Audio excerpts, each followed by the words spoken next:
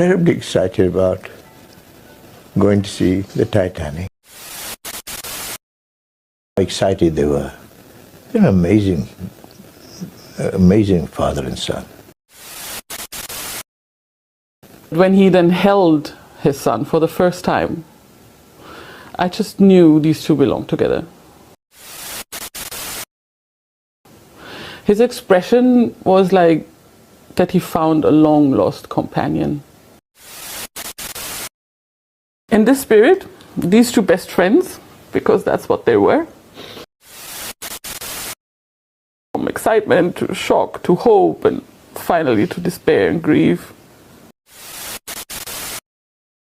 Hello, True Crime Stories family. Welcome back. 1 year after the Titan submersible disaster claimed billionaire Shahzada Dawood and his son Suleman, their family members are still grappling with coming to terms with their loss and coping with everyday life. The Pakistan-born businessman's sister, Azmeh Dawood, said, "I still wake up every morning and it hits me like a ton of bricks that they're gone. There's nowhere to share the grief. We just have to carry it inside us." The submersible was lost during a deep-sea dive to visit the wreck of the Titanic on June 18, 2023, and the world watched in dismay as the chances of the craft being found intact and its 5 passengers surviving dwindled. The craft's wreckage was found on June 26th. On the anniversary of the tragedy, Azmeh was with her immediate family in Amsterdam, where she lives, but said other family members, including her brother's wife, Christina, and daughter, Alina, had gathered together to share their grief. "I sent a message to my mother saying, 'How are you? It's the anniversary.' And she informed me that the whole family were together because it's so difficult to be alone," Dawood said. Christina and Alina were on the support boat in the Atlantic Ocean when Shahzada, 48, and 19-year-old Suleman embarked on their fateful voyage. Christina had originally been booked to take the $250,000-a-seat tourist trip, but had given her seat up so Suleman could spend Father's Day with his dad. French Titanic expert Paul-Henri Nargeolet, British billionaire Hamish Harding, and the sub's inventor and captain, Stockton Rush, were also lost aboard the Titan. Recalling the panic as she first found out the Titan was missing, Azmeh said, "My first husband gave me a call. Had no idea whatsoever. Then I started to realize, oh my God, they've gone on this, and it's gone missing." The last text from Azmeh's beloved nephew, Suleman, also took on a new poignance. It started to kind of make sense that a couple days before that, Suleman had sent me a short text saying, "I love you and I miss you," and offered to come visit tearfully. She shared her frustration with her brother, with whom she admits to having had a rocky relationship in the years before his passing, for taking her nephew on what turned out to be such a dangerous excursion. "My brother was passionate about the Titanic. So yeah, great, he got to do this. But Suleman, he's 19, she said. Obviously, I miss my brother. My God. I would do anything to bring him back. But I guess the older sister in me is really, really furious with him for taking Sully," she explained, using Suleman's nickname.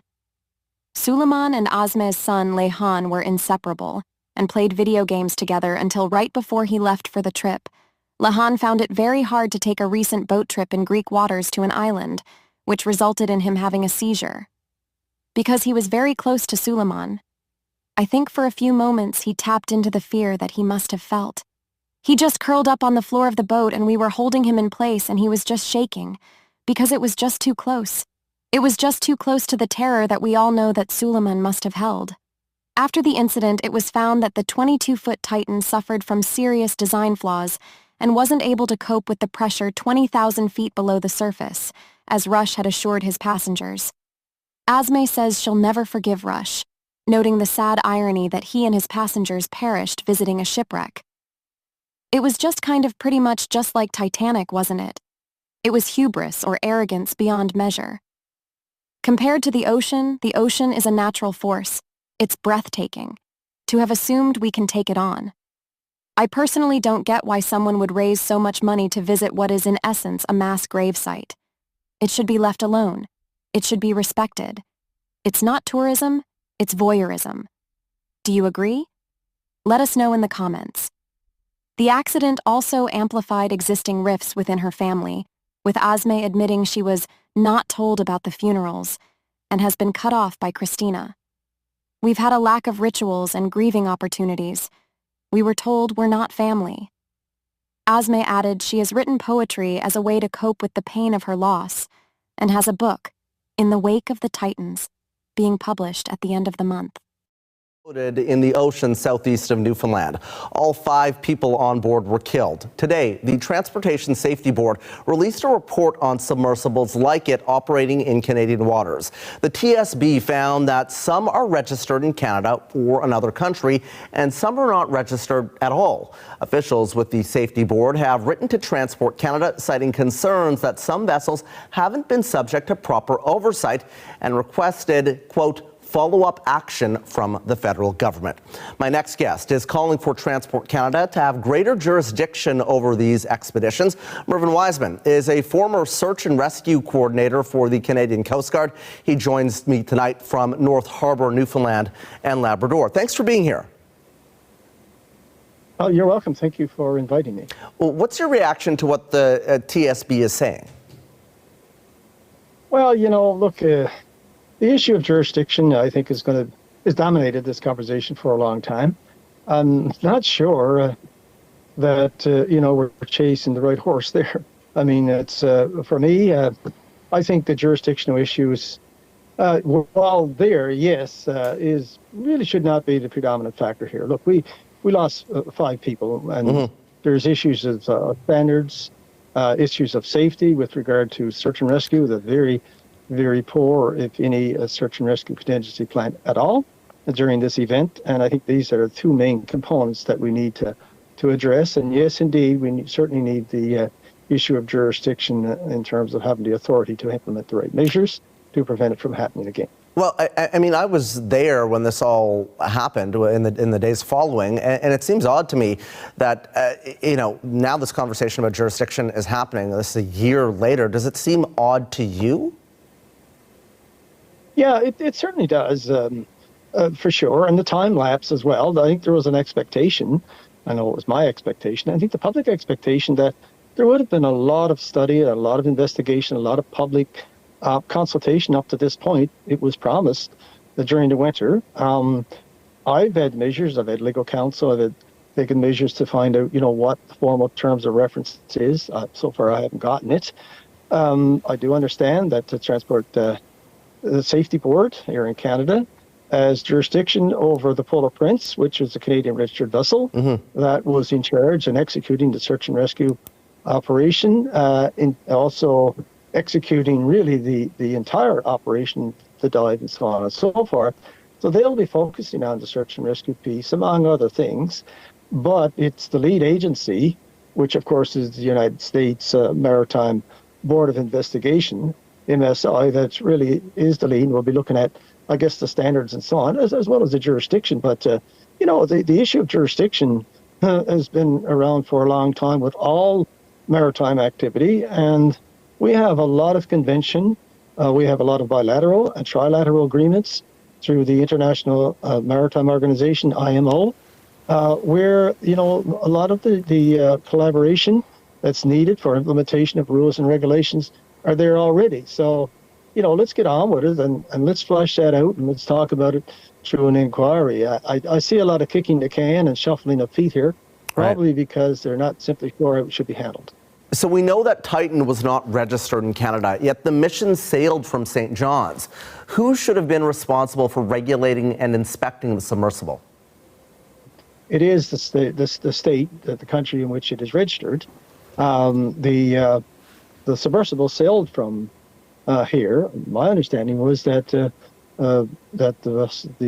submersible was registered in the United States, so they would have a lot of jurisdiction there. But like I said, the true bilateral and multilateral agreements, the collaboration framework is all set to go on that front. But just to cut to the chase, with this craft operating out of the Newfoundland port, and attachment to other agencies like the Marine Institute and many others, there was an expectation, and I think precedents to show that a more proactive approach really, in terms of oversight, really should have happened in this country on that safety component. In terms of the standard itself, well, that's a bit of a no man's land. Where you go with that, I think certainly we need to see a full investigation. Right. We have classification standards, classification societies who would set standards, but the owner of OceanGate refused to engage in that for reasons that we've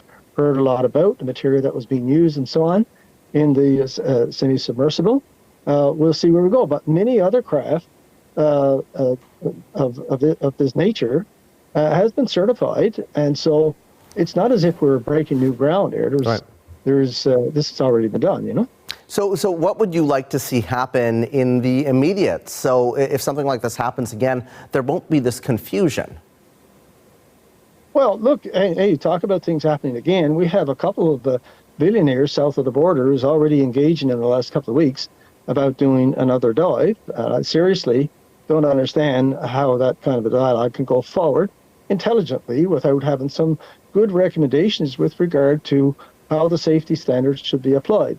Not only structural safety standards, but certainly to the search and rescue safety standards. We saw one of the largest search and rescue operations at SIP the Bar, or the largest search and rescue operation in terms of effort and the number of resources employed, mostly paid for by the public in Canada, the Canadian government. But nevertheless, it's something that we accept and we go forward with. It may have been negated by the very fact that we had a good search and rescue contingency plan. This submersible was lost lost communications at 9:30 in the morning, and it was reported 5:30 that evening. Right. There were no safety redundancies built in, and there's a whole range of things. So I want to see those items addressed and see, look, what can we learn from that? What can we implement from that, either by regulation, rules, or protocol, to prevent that from happening again, especially in light of the discussions going forward that there's a couple of people already to, try it almost immediately. Certainly a lot more to discuss here, but we have to leave it here for now. Mr. Wiseman, appreciate your time. Anytime. Thank you. In the wake of the tragic submersible disaster, the ocean continues to hold its mysteries, and exploration remains a driving force for humanity. As researchers and engineers regroup, a new submersible is preparing to embark on its maiden voyage, equipped with advanced technology and lessons learned from past mistakes. This next generation of submersibles promises to push the boundaries of deep-sea exploration while prioritizing safety and innovation. This morning, some uber-wealthy Americans are making plans to travel to the Titanic wreckage nearly 1 year after the deadly implosion of OceanGate's Titan submersible, which killed all 5 on board attempting to make the journey nearly 13,000 feet below the surface. Billionaire Larry Connor and Patrick Leahy, the founder of Triton Submarines, plan to make a new voyage in a $20 million vessel. Connor reached out to Leahy just days after the Titan implosion, telling the Wall Street Journal, "I want to show people worldwide that while the ocean is extremely powerful, it can be wonderful and enjoyable and really kind of life-changing if you go about it the right way. Safety in the industry has been under intense scrutiny." This is a rare opportunity for you to explore Titanic. OceanGate CEO, who was also killed, often spoke about his sub defying industry standards. I think it was General MacArthur said, "You're remembered for the rules you break." And, I've broken some rules to make this. But since the tragedy, Triton and its European competitor have claimed their subs are safer because they're classed, meaning they're certified as safe and up to code by a third party. Other billionaires have been intrigued by tourism into the deep sea. Business mogul Ray Dalio owns a 285-foot research boat, which has 2 submersibles attached. He and James Cameron, director of the Titanic movie, both have stake in Triton. Fascination with the Titanic continues far beyond submersibles. Australian billionaire Clive Palmer plans to build the Titanic II, a replica expected to retrace the original ship's doomed voyage. No word yet on when the Triton sub will set out for the Titanic wreck. As for the OceanGate implosion, several agencies, including the NTSB, are still investigating what went wrong. As we reflect on the 1-year anniversary of the submersible disaster, we are reminded of the fragility of life and the depths of human aspiration. The lives lost were not just statistics. They were individuals with dreams, families, and stories that will forever echo in our hearts. Let's continue to advocate for change and ensure that such a disaster never happens again. As we move forward, may we carry their spirits with us, reminding ourselves that exploration should always come with responsibility and care. We hope these grieving families can put their differences to the side and come together. Thank you for watching. Don't forget to like and subscribe.